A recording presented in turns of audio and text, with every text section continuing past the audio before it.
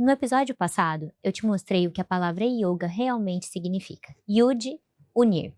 Unir o eu individual ao absoluto divino. E o que o objetivo final do sistema declarado em todos os textos clássicos, que é o moksha, a dissolução do ego no cosmos.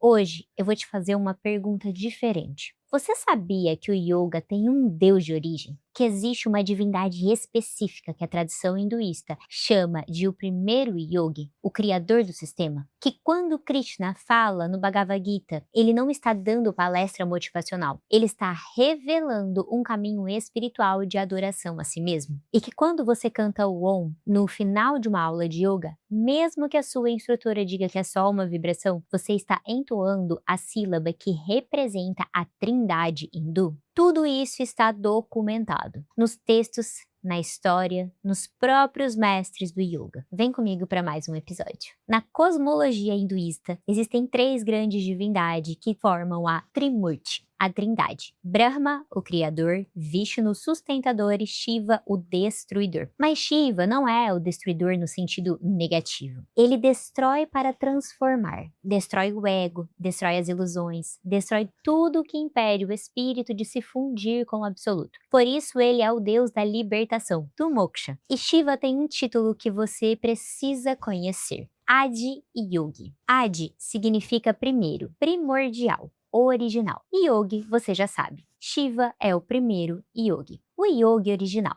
a fonte de todo o conhecimento do yoga. A tradição conta assim. Nas margens de um lago nos Himalaias, Shiva começa a dançar. 7 sábios percebem o que está acontecendo e se aproximam. Eles pedem que Shiva compartilhe o seu conhecimento. Shiva concorda, e por 84 anos ele transmite o sistema completo, postura por postura, respiração por respiração, meditação por meditação. Os sábios se dispersam pelo mundo levando esse ensinamento. Isso é, segundo a tradição, a origem do yoga. Essa história não é uma mitologia. Em 2017, o governo da Índia inaugurou uma estátua de Adi Yogi com 34 metros de altura, o maior busto do mundo, segundo o Guinness Book, com a inscrição Adi Yogi, o primeiro yogi. Shiva não é uma referência cultural vaga no yoga. Ele é o fundador declarado do sistema. Você já deve ter visto a imagem clássica de Shiva dançando dentro de um círculo de fogo, com 4 braços, pisando sobre um anão. Essa imagem se chama Nataraja, o senhor da dança. E ela é uma teologia completa em forma de escultura. O círculo de fogo é o cosmos em criação e destruição constante. Os 4 braços seguram diferentes símbolos. O tambor, que marca o ritmo do universo. O fogo, que consome o karma. A mão em um gesto de proteção, numa outra mão apontando para baixo, indicando o anão sob os seus pés. O anão que Shiva pisa, ele representa a ignorância, o ego, a ilusão de ser um indivíduo separado. Shiva dança sobre ele. A dança cósmica esmaga o ego para liberar o espírito. Isso é exatamente o que o yoga busca realizar no praticante. Por isso a imagem do Nataraja está em academias de yoga, em estúdios de meditação, em centros de bem-estar ao redor do mundo. Não é decoração étnica, é a representação visual do objetivo central do sistema. E anote isso.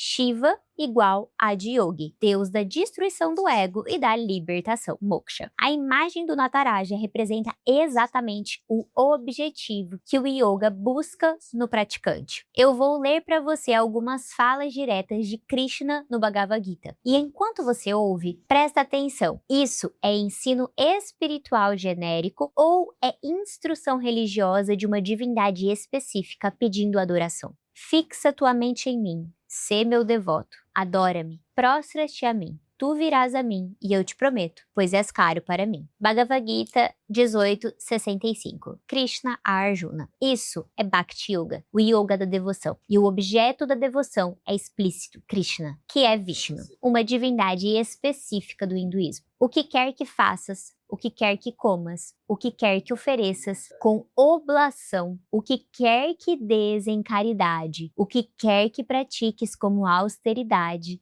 faz isso como oferta a mim. Bhagavad Gita 9.27, Krishna a Arjuna. Isso é Karma Yoga, o yoga da ação. Cada ação oferecida como um sacrifício a Krishna, não a um poder superior genérico, a Krishna. Eu ensinei essa ciência imperecível do yoga ao Deus do Sol, e ele ensinou ao Manu. E Manu ensinou ao Pai da Humanidade. E o Pai da Humanidade ensinou a outro Deus. Bhagavad Gita 4.1, Krishna Arjuna. Aqui, Krishna afirma que o yoga foi ensinado diretamente pelos deuses e que ele mesmo é a fonte original do sistema. O yoga não é uma prática que surgiu organicamente. É uma revelação divina dentro do sistema de crenças hinduístas. Eu quero que você note uma coisa. Quando a sua instrutora diz que o yoga é neutro, é só exercício, ela pode estar sendo absolutamente sincera. Ela provavelmente acredita nisso. Mas os textos que fundamentam o sistema que ela está ensinando dizem explicitamente o contrário. E quem diz isso não sou eu, é Krishna. O Bhagavad Gita sistematiza 4 grandes caminhos do yoga: o Bhakti Yoga, o Jnana Yoga, o Karma Yoga e o Raja Yoga. E o que poucos percebem é que cada caminho está ligado a uma divindade ou um conjunto de divindades específicas do hinduísmo. Eu quero me deter um pouco no Bhakti Yoga, porque é o que mais revela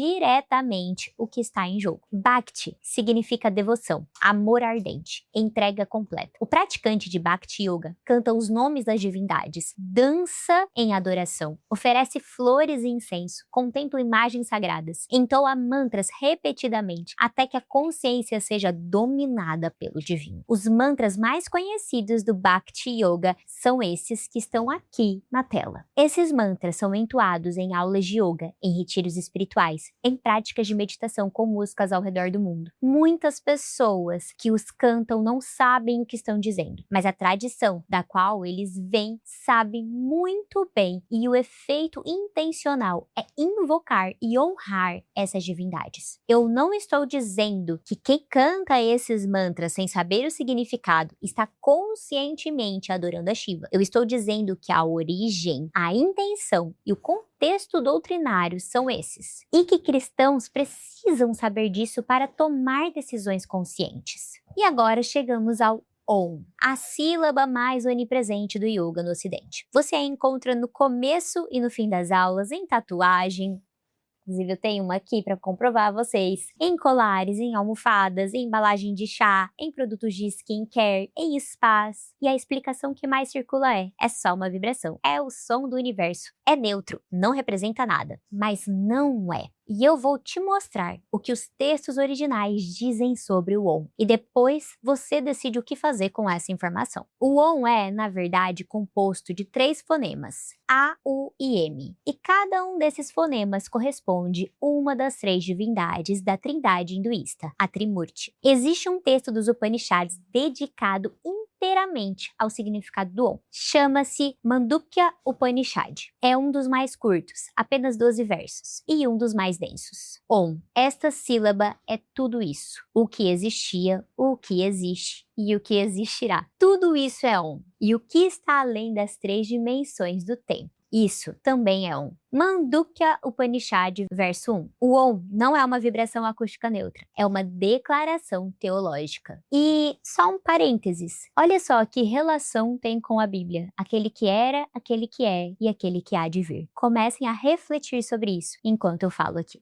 É a afirmação de que o absoluto, Brahman, se manifesta como o cosmos através das 3 formas divinas da Trimurti. Quando você canta o Om, você está entoando, segundo a tradição, a totalidade da existência, conforme entendida pela cosmologia hinduísta, com as suas divindades, com a sua doutrina, com o seu objetivo espiritual. Isso não é julgamento, é informação. E cristãos merecem ter acesso a essa informação. A Bíblia não é vaga sobre a adoração a outras divindades. E quando você entende o que o yoga clássico propõe, adoração a Krishna, a Shiva, a Vishnu, entoação de suas sílabas sagradas, a leitura leitura bíblica fica muito clara. Não terás outros deuses diante de mim. Não farás para ti imagem de escultura. Não te prostrarás ante a elas, nem as servirás. Pois eu, o Senhor, o teu Deus, sou Deus zeloso. Êxodo 23, assim. O Bhakti Yoga, em sua forma original e declarada, é prostração e serviço a divindades. Krishna diz explicitamente: prostra-te a mim, adora-me. Isso não é interpretação, é citação direta. E o primeiro mandamento é igualmente direto. Quando entrares na terra que o Senhor, teu Deus, te dá, não aprenderás a agir segundo as abominações dessas nações, pois todo aquele que faz essas coisas é abominável ao Senhor. Deuteronômio 18, 9 a 12. O contexto é a entrada do povo de Israel em Canaã, rodeado de práticas religiosas de nações vizinhas. A instrução de Deus é clara: não aprender essas práticas, não incorporá-las, não adorá-las. A proibição não é de raça ou cultura, é de sistema espiritual incompatível. Eu sou o Senhor, este é o meu nome, e a minha glória não darei a outro, nem o meu louvor a imagem de escultura. Isaías 42, 8. O yoga da devoção, o Bhakti, transfere adoração, louvor e prostração a divindades hinduístas. A Bíblia apresenta um Deus que não compartilha isso, não porque seja ciumento no sentido humano mesquinho, mas porque ele é único e ele é real. E dar adoração a uma criatura ou a uma ficção espiritual é, no fundo, uma perda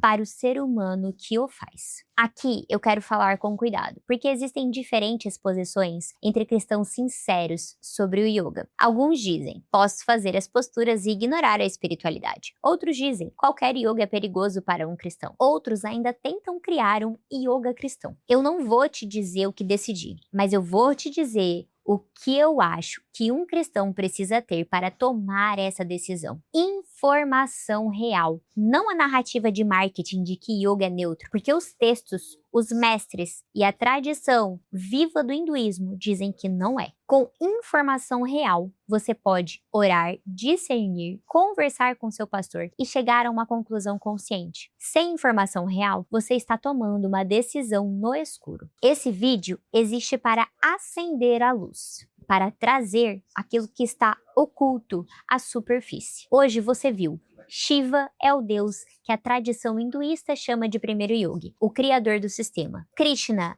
ensina os 4 caminhos do yoga no Bhagavad Gita e pede adoração direta a si mesmo. O Om é a sílaba que representa a trindade hinduísta, e cada caminho do yoga está vinculado a divindades específicas que não são genéricas. São Vishnu, Shiva, Shakti, Sarasvati. No próximo episódio, eu vou te falar algo que a maioria das pessoas que pratica yoga no Ocidente nunca ouviu mencionar em aula: a serpente. Nos textos tântricos, existe uma descrição de uma energia adormecida na base da coluna vertebral, enrolada em forma de serpente. Ela é chamada de Kundalini. Ela é identificada como uma deusa específica. E o objetivo da Kundalini Yoga, presente em muitas práticas ocidentais, é despertar essa serpente e fazê-la subir pelo corpo. A comparação com o Gênesis 3 não é minha, está nos textos. Eu te vejo no próximo episódio. Aproveita e se inscreve no canal, curte e compartilha esse vídeo. E se você conhece alguém que pratica Kundalini, manda pra ela, porque o próximo vídeo nós falaremos mais sobre isso. Tchau, tchau!